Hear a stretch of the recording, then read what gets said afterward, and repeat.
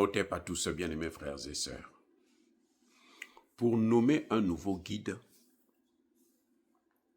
88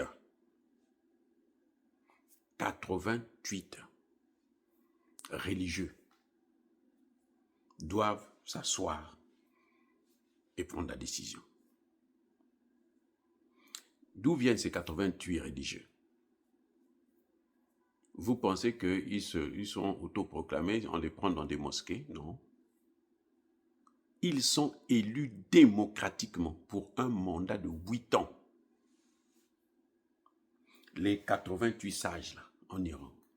En fait de compte, il y a... pourquoi nous a dit qu'il n'y a pas la démocratie en Iran? Mais il y a la démocratie. Les 88 là, qui s'asseyent là, ils sont eux-mêmes d'abord élus. C'est ce qu'on appelle une élection indirecte. Donc le guide suprême, ce n'est pas un dictateur. Sinon, ça là, c'est quand voilà, il faut changer la définition de la dictature.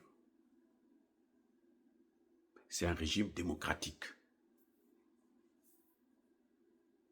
C'est un régime démocratique. Parce qu'il a beaucoup de pouvoir, mais les pouvoirs là sont rédigés. Et c'est bien compris. Le guide suprême est au-dessus du président de la République. Il a le pouvoir de nommer le chef de la justice. Il doit être docteur en religion islamique. Tu ne maîtrises pas ça, tu ne peux pas être guide suprême. Il doit être un juriste.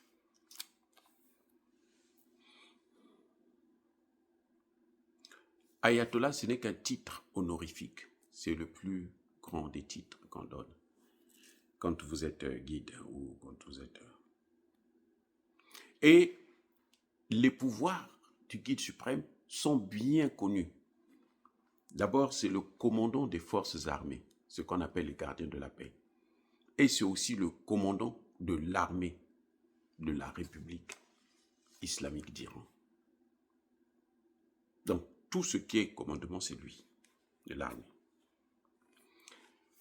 Il a le dernier mot en matière de sécurité, de défense, de politique étrangère, de politique économique et sociale, la politique en général, et il a le pouvoir judiciaire. Je vous ai dit que c'est lui qui nomme le chef même de la justice, lui, le patron, le chef de la justice. Et c'est lui le chef des gardiens de la paix. Il est le chef de l'armée, donc il est le chef des gardiens de la paix.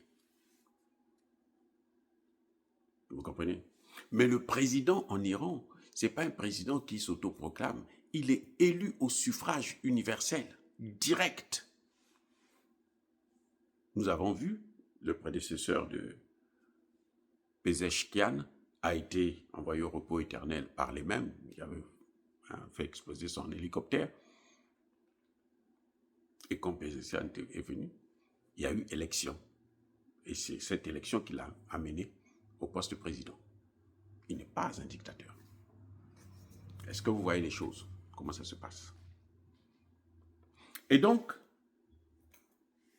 ce que nous voyons là, c'est la vraie démocratie en fin de compte. Les amis, c'est ça la démocratie. Je ne sais pas ce qu'on appelle démocratie. Hein. C'est ça la démocratie. Le fils a été élu, nommé, mais n'a pas été nommé parce que nommé, c'est un groupe de gens qui nomment. Non, là, il est élu.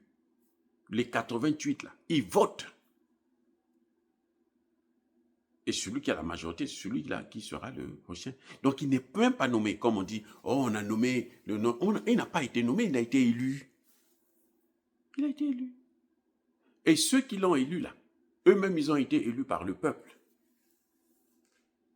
Mais c'est une démocratie. Mais non, mais on ne sait pas. Qu'est-ce qu'on appelle démocratie? Démocratie, c'est quand on prend la constitution occidentale, hein, américaine ou européenne, et puis on vient planter ça dans notre pays. Dans nos pays, là, on traduit ça dans nos langues. C'est ça la démocratie? Non, mais c'est faux. C'est pour ça que ça ne marche pas dans nos pays. Parce qu'on a suivi leur modèle, on n'a pas suivi le modèle africain de la démocratie.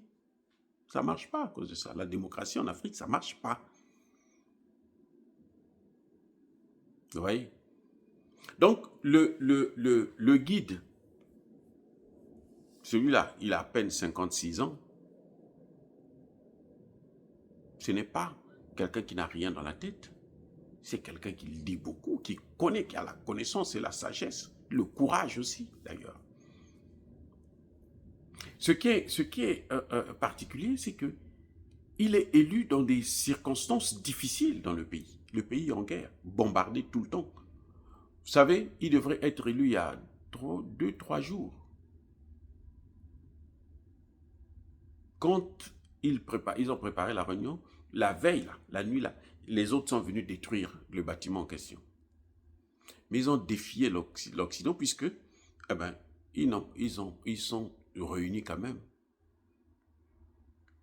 Ils se sont réunis. Et ils ont nommé leur chef. Il y a des gens qui disaient non, on va pas, ils connaissent déjà, on ne veut pas le dire parce qu'on a peur. Non, on a peur ils ont peur de rien. Mais ils vont avoir peur de qui? Ces gens-là, ils savent ce qu'ils veulent, ils savent qu'ils sont déjà là. Le père est allé en martyr. Aujourd'hui, même ceux qui étaient pro-occidentaux, qui ne comprenaient pas les enjeux, maintenant ils se rendent compte, oh, ce sont les mêmes là qui nous venaient, non, on va prendre le pouvoir, et ce sont eux qui nous bombardent, mais ils ne sont pas sérieux. Ils savent que sa vie est en danger. Le père savait que sa vie était en danger. Le père a refusé de quitter, d'aller dans des abris parce qu'il sait qu'il y a beaucoup de ses compatriotes qui n'ont pas d'endroit où aller. Il a accepté d'être envoyé au repos éternel. Et il a soudé le pays. Les gens se sont encore mobilisés autour. Quand les gens ont vu que lui s'est sacrifié pour nous, il a accepté, alors qu'il avait la possibilité d'aller se cacher quelque part, il est resté là, sachant qu'il était visé. Non, non, non, ça c'est un grand homme. On a fait de lui un héros. Vous voyez, c'est ça le problème. Et donc, ils ont défié, l'Iran a défié l'Occident. On a entendu un président d'une puissance qui dit que non, c'est moi qui vais nommer. On l'a envoyé balader, puisque ce sont eux qui ont élu le président, leur guide. Fait que lui, sa parole, elle ne vaut rien. C'est-à-dire qu'il a lui-même dilué la puissance de sa parole. Personne maintenant n'a peur de lui, il s'en fout. Et c'est pour ça qu'à un moment donné, quand on a des positions comme ça, il vaut mieux se taire. Tu ne maîtrises pas la situation, mais tais-toi, pourquoi tu parles? Tu parles pour humilier ton propre pays, ça n'a pas de sens. Heureusement que dans ton pays, 70% des gens ne veulent pas de ça, de tes aventures guerrières. Voilà le problème. Les amis, soyez bénis, j'ai dit.